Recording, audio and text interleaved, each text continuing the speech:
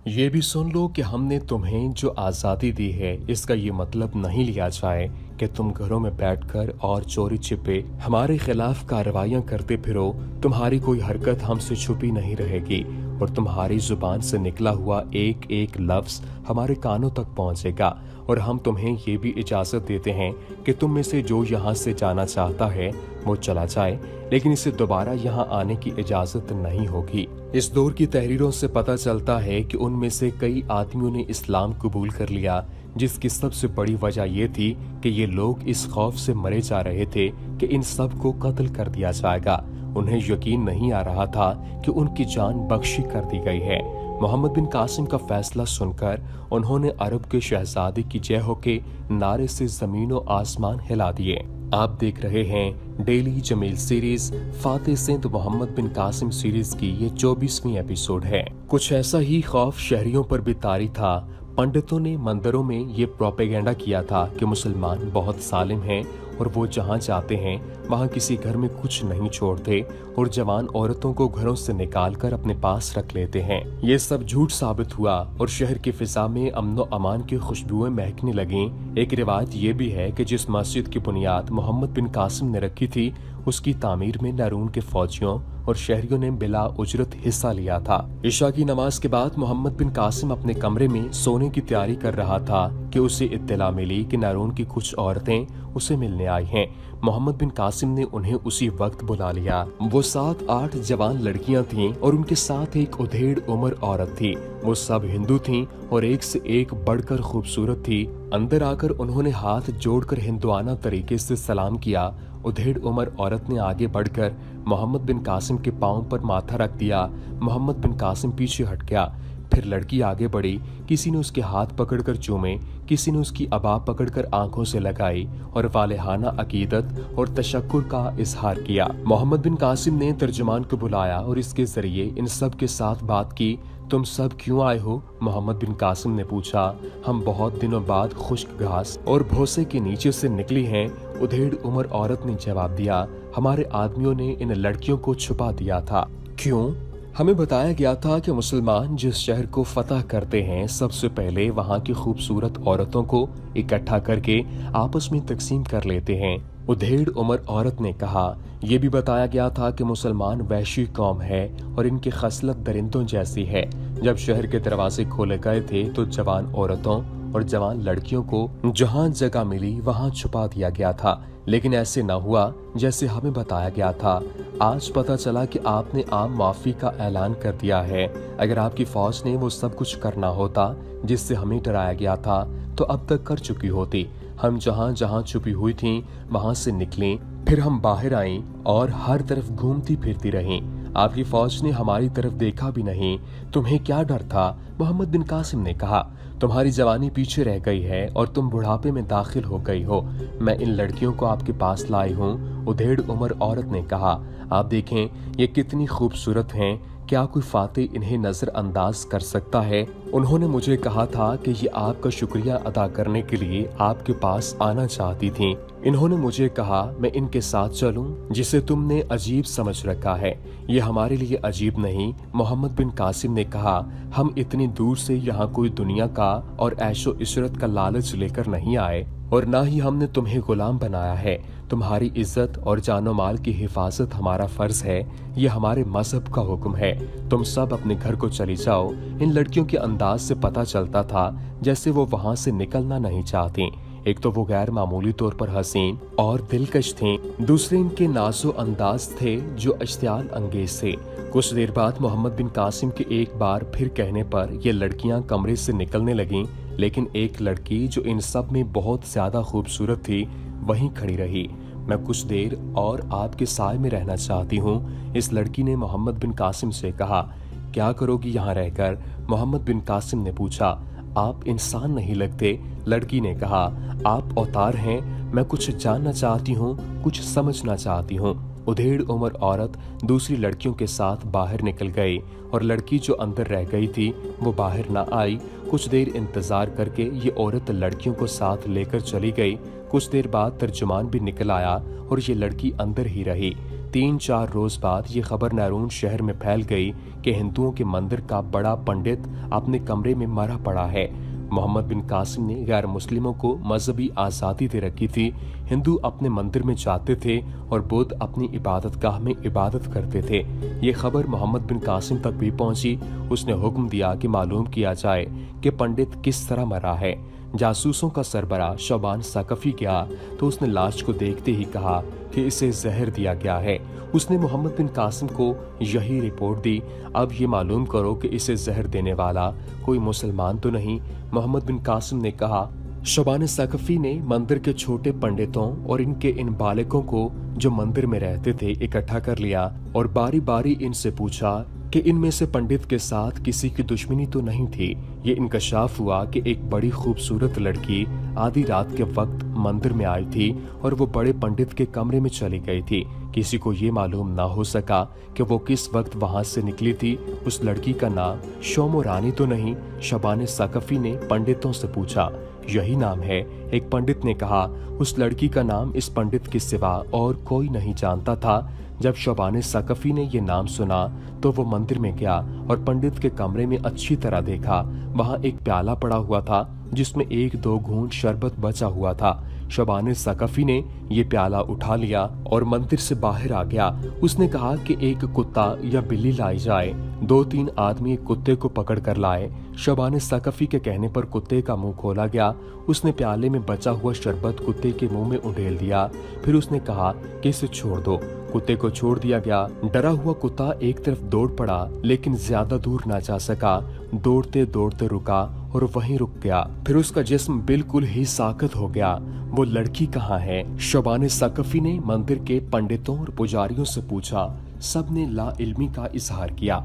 शबान सकफी ने इन सब को मंदिर की दीवार के साथ खड़ा कर दिया। वो 7-8 थे। शबान सकफी ने 10 बारी तीर अंदाजों को बुलाया और इन्हें इन सब के सामने 15-20 कदम दूर खड़ा करके कहा कि कमानों में एक एक तीर चढ़ा लें। अब वही जिंदा रहेगा जो बताएगा कि लड़की कहाँ है। शबान सकफी ने इन हिंदुओं से कहा, कौन बताएगा? शबान सकफी ने चंद लम्हे इंतजार किया। उनमें से कोई भी ना बोला। शबान ने तीर अंदाजों को इशारा किया तो उन्होंने कमानें सीधी करके खींच ली। मैं बताऊंगा। इनमें से एक बिलबिला उठा। शबान सकफी ने उसे अलग कर लिया। उस आदमी ने बताया कि उन्हें रात को ही पता चल गया था कि शोमो ने पंडित को जहर पिलाकर मार दिया है। पता इस तरह चला कि एक पंडित बड़े पंडित के कमरे में दाखिल हो रहा था और शोमो बाहर निकल रही थी। इस पंडित ने देखा कि बड़ा पंडित बिस्तर पर पड़ा तड़प रहा है। वो बड़ी मुश्किल से इतना ही कह सका कि उसे पकड़ दो, मुझे जहर पिला गई है। शोमो को पंडित के कहने पर पकड़ लिया गया और सुबह जब शहर के दरवाजे खुले तो लड़की को मर्दाना लिबास पहनाकर बाहर ले गए। कहाँ ले गए? शबान सकफी ने पूछा। वो तो अरोड़ का आधा रास्ता तय कर चुके होंगे, पंडित ने बताया। अरोड़ पहुंचते ही उसे कत्ल कर दिया जाएगा। हाँ, शबान सकफी ने कहा। पंडित का कत्ल मामूली जुर्म नहीं हो सकता है। इस लड़की को पहले कुछ दिन अजियतें दी जाएंगी। इस हिंदू ने कहा, इसका जुर्म सिर्फ ये नहीं कि उसने पंडित को जहर देकर मारा है, बल्कि इसका सबसे बड़ा जुर्म ये है कि उसे जिस आदमी को जहर देने के लिए भेजा गया था उसे उसने नहीं दिया और पंडित की जान ले ली। जहर किसे देना था? शबान सकफी ने पूछा। आपके सालार मोहम्मद बिन कासिम को, उसने जवाब दिया। लड़की ने मंदिर में वापस आकर बताया होगा कि उसने हमारे सालार को जहर क्यों नहीं दिया। नहीं, उसने जवाब दिया। वो आई और पंडित के कमरे में चली गई थी। इस मंदिर में और क्या साजिश हो रही थी? शबान सकफी ने कहा, अगर तुम बेबार कुत्ते की तरह तड़प तड़प कर मरना नहीं चाहते तो सच बोलना। इस वक्त तुम्हारी जिंदगी मेरे हाथ में है, झूठ नहीं बोलूंगा। उसने कहा, रात को एक औरत कुछ लड़कियों को साथ लेकर आपके सालार के पास गई थी। ये एक साजिश थी। हमें बताया गया था कि मुसलमान खूबसूरत और नौजवान लड़कियों के दिलदादा हैं। हमारे राजा का वजीर बदीमंद दानिशमंद आदमी है। वो कहता था कि अरबी फौज का सालार नौजवान है और वो इस जाल में आ जाएगा और ऐशो इशरत में मगन होकर पेश कदमी रोक देगा। शोमो ने इसके पास ठहरना था और इस पर अपना जादू चलाए रखना था। फिर एक रोज हमारे राजा ने आपकी फौज को मुहासरे में लेकर खत्म कर देना था। मुहासरा या हमला होते ही शोमो ने आपके सालार को जहर दे देना था। किस तरह? लड़की ने जो अंगूठी पहन रखी थी उसके ऊपर ढक्कन लगा हुआ था। उसने जवाब दिया, करीब से देखकर भी किसी को शक नहीं होता था कि इस अंगूठी में ढकना लगा हुआ है और इसके नीचे इतना जहरीला सफूफ भरा हुआ है जो चंद लम्हों में इंसान की जान ले सकता है। उस लड़की ने बड़ी आसानी से आपके सालार के पानी या शरबत में अंगूठी का ढक्कन उठाकर जहर डाल देना था, लेकिन मैं ये नहीं बता सकता कि ये साजिश उलट कैसे हो गई। आपने मेरी जान बख्शी की है, मैं इसका ये सिला देता हूँ कि आपको खबरदार कर रहा हूँ कि अपने सालार को बचा कर रखना। ये हिंदुस्तान है, ये इसरार और तिलिस्मात की सरजमीन है। आप कले सर कर सकते हैं, मैदान जंग में लड़ सकते हैं, लेकिन एक न एक दिन आप और आपके सालार इस तिलस्म होशरुबा में गुम हो जाएगा। हिंदुओं ने इतनी तेजी से कार्रवाई की थी कि इस उधेड़ उम्र औरत और तमाम लड़कियों को भी नैरून से निकाल दिया था। मंदिर में जितने पंडित और इनके आदमी थे, इन सब को गिरफ्तार कर लिया गया था। इन सब ने अपने जुर्म का एतराफ कर लिया था कि वो मोहम्मद बिन कासिम को कत्ल करने की साजिश पर अमल कर रहे थे। उन्होंने ये भी बताया कि इस साजिश का खालिक राजा ताहिर का वजीर बदिमन है और माई रानी भी इसके साथ शामिल है। हमने तुम्हें मजहब की आज़ादी दे दी थी, शबाने सकफी ने मंदिर के बड़े पंडित से कहा, और हमने तुम्हें इस पर भी मजबूर नहीं किया कि इस्लाम कबूल कर लो, लेकिन तुमने हमारी इस फयाजी का ये सलाह दिया कि हमारे सालार को कत्ल करने की साजिश की। इसका मतलब ये है कि तुम अपने आप को जिंदा रखने के हक से महरूम करना चाहते हो। अरे अरब से आने वाले हमला आवर पंडित ने अजीब सी मुस्कुराहट से कहा, मैं अपने आप को जिंदा रहने के हक से महरूम कर सकता हूँ, लेकिन मैं मजहब से महरूम नहीं हो सकता। हमने आपके सिर्फ सालार को कत्ल नहीं करना था, कत्ल होने वालों में आप भी शामिल थे और आपके तमाम छोटे बड़े सालारों को भी हमने कत्ल करना था। आपके साथ हमारी कोई जाती दुश्मनी नहीं, ये हमारे मजहब का मामला है। हमने ये सोचकर इतना बड़ा खतरा मोल लिया था कि हम पकड़े गए तो कत्ल कर दिए जाएंगे। जिस तरह आप अपने मजहब और अकीदे पर जान कुर्बान कर देते हैं, इसी तरह हम भी अपने मजहब पर कुर्बान होने के लिए तैयार रहते हैं।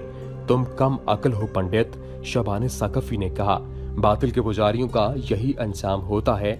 खुदा इनकी अकल पर पर्दे डाल देता है, इनके कान बंद हो जाते हैं और इनकी आंखें खुली हुई होती हैं। देख भी सकती हैं, लेकिन उन्हें नजर कुछ भी नहीं आता। अगर कुछ नजर आता है तो वो फ्रेब नजर आता है और वो बातिल की परछाइयां होती हैं। ऐ नादान अरब, पंडित ने तंजिया लहजे में कहा, मैं तेरे साथ बहस नहीं करना चाहता। मेरी गर्दन तेरे जल्लाद की तलवार का बेताबी से इंतजार कर रही है, और मैं तुझे ये भी बता देता हूँ कि तुम इस खित्ते में इस्लाम तो फैला दोगे, लेकिन हिंदू मत जहर की तरह इस खित्ते के लोगों के रगों में मौजूद रहेगा और आहिस्ता आहिस्ता अपना असर दिखाता रहेगा। हमारी रूहें बदरूहें बनकर इस खित्ते पर मंडलाती रहेंगी। पंडित ने हाथ आगे किया और शहादत की उंगली ऊपर करके कहा, मेरी पेशिन गोई सुन ले, तुम्हारे सालार मोहम्मद बिन कासिम ने आखिर कत्ल होना है। अगर वो हिंदुओं के हाथों कत्ल न हुआ तो अपनों के हाथों कत्ल हो जाएगा। वो क्यों? शोबाने सकफी ने पूछा। मेरी आंखें बहुत दूर तक देख सकती हैं, पंडित ने कहा। तुम्हारी कौम का जवाल शुरू हो चुका है। अरब के सालार, मैं ज्योतिषी और नजूमी नहीं, मैं अपनी अकल की आंखों से जो देख रहा हूँ वो बता रहा हूँ। तुम अकल के कोरे हो पंडित, शोबाने सकफी ने कहा, और पंडित को अपने सिपाहियों के हवाले कर दिया। इसी रोज मोहम्मद बिन कासिम ने हुक्म दे दिया कि मंदिर बंद कर दिए जाएं और हिंदू घरों में इबादत किया करें। इसके साथ ही मोहम्मद बिन कासिम ने यह हुक्म भी दिया कि इन तमाम पंडितों और इनके आदमियों को जो इस साजिश में शरीक थे कत्ल कर दिया जाए।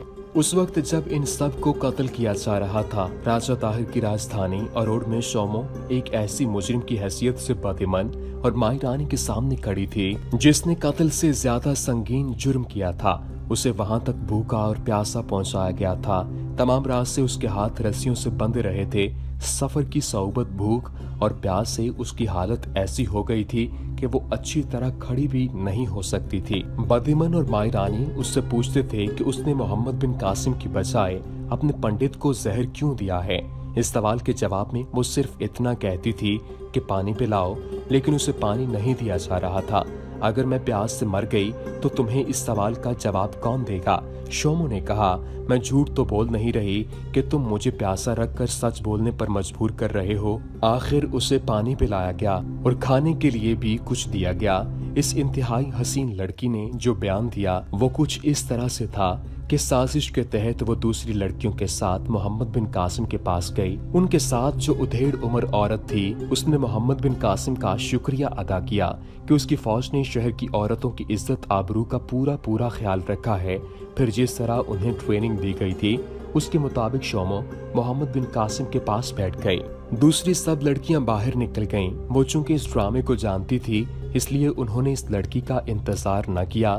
तुम जाओ, मोहम्मद बिन कासिम ने उसे कहा, वो तुम्हारा इंतजार कर रही होंगी। क्या आप मुझे कुछ देर और अपने पास बैठने की इजाजत नहीं दे सकते? शोमो ने बड़े जज्बाती लहजे में कहा। अब लड़की ने अरबी बोलनी शुरू कर दी। तुम अरब की बेटी नहीं, मोहम्मद बिन कासिम ने कहा। हमारी जबान कहाँ से सीखी है? मैंने सिर्फ 1.5 साल के अरसे में मकरान में रहने वाले एक अरब से ये जुबान सीखी है। मुझे अरबी आदमी अच्छे लगते हैं, इसीलिए कह रही हूँ कि मुझे कुछ देर तन्हाई में अपने पास बैठने दो। क्या करोगी मेरे पास बैठकर? मैं जानती हूँ कि ऐसा हुक्म आपने ही दिया होगा कि शहर के लोगों को और इनकी औरतों को परेशान न किया जाए। शोमो ने कहा, इससे जाहिर होता है कि आपका दर्जा औतार से कम नहीं। मेरा ख्याल था कि आप बहुत बूढ़े होंगे। इतने दानिशमंदी किसी मुअम्मर आदमी में ही हो सकती है, लेकिन आपको देखा तो पता चला कि आप अपनी सीरत और फितरत से ज्यादा खूबसूरत हैं। मैं तो आपकी पुजारन बन गई हूँ। तुम्हारे मजहब में यही खराबी है कि तुम किसी इंसान से मुतासिर होते हो तो उसकी पूजा करने लगते हो। मोहम्मद बिन कासिम ने कहा, क्या तुम जिससे डरते हो उसके पुजारी बन जाते हो? मैं जो भी हुक्म देता हूँ वो अपने अल्लाह के अहकाम के मुताबिक होता है। मैं तो अपना मजहब भी छोड़ने पर तैयार हूँ। लड़की ने कहा, अगर आप मुझे अपने पास रख लें तो मैं वापस नहीं जाऊंगी। मैं तुम्हें सिर्फ एक सूरत में अपने पास रख सकता हूँ कि तुम्हारे साथ शादी कर लूं। मोहम्मद बिन कासिम ने कहा, लेकिन मैं शादी करने नहीं आया और ना मैं इन बादशाहों में से हूँ जो किसी शहर को फतह करके वहाँ की खूबसूरत लड़कियों में से 1-2 इंतहाई हसीन लड़कियों को अपनी बीवी या दाश्ताएं बना लेते हैं। मैं यहाँ किसी मकसद के लिए आया हूँ। इस लड़की ने बदीमन और माई रानी को तफसील से सुनाया कि उसे जिस तरह बताया, समझाया और सुनाया गया था उसने मोहम्मद बिन कासिम के जज्बात को मुश्तइल करने की बहुत कोशिश की।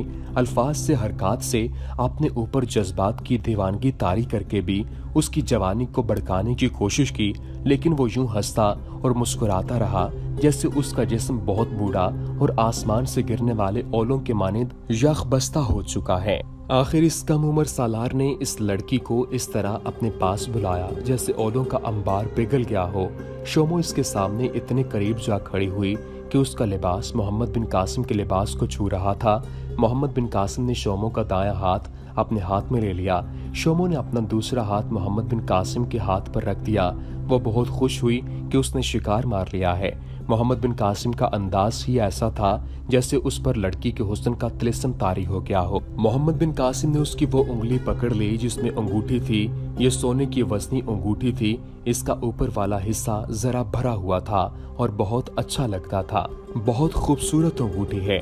मोहम्मद बिन कासिम ने अंगूठी के ऊपर वाले हिस्से पर उंगलियां फेरते हुए कहा, आप रख लो। शोमो ने कहा, शायद आपकी छोटी उंगली में आ जाए। नहीं, मोहम्मद बिन कासिम ने कहा, इसमें मेरे लिए जो लाई हो वो मुझे दे दो। शोमो ने बड़ी तेजी से अपना हाथ पीछे खींच लिया और दूसरा हाथ अंगूठी पर रख दिया। इसके चेहरे का रंग उड़ गया। मोहम्मद बिन कासिम ने हाथ आगे करके उसका अंगूठी वाला हाथ फिर पकड़ लिया और अपनी तरफ खींचा। शोमो ने हाथ छुड़ाने की कोशिश न की। मोहम्मद बिन कासिम ने अंगूठी के ऊपर वाले हिस्से पर अपने अंगूठे से जरा सा दबाव डाला तो ढक्कन खुल गया। उसने देखा इसमें थोड़ा सा सफूफ पड़ा हुआ था। फातेह सिंध मोहम्मद बिन कासिम सीरीज का सिलसिला जारी है। इससे आगे क्या हुआ वो आपको अगली एपिसोड में बताएंगे। उम्मीद करते हैं कि आपको हमारी ये वीडियो पसंद आई होगी। वीडियो पसंद आने की सूरत में लाइक कीजिए, शेयर कीजिए और हमारे चैनल को सब्सक्राइब करना मत भूलिएगा। वमा अलैना इल्लल बलागुल मुबीन।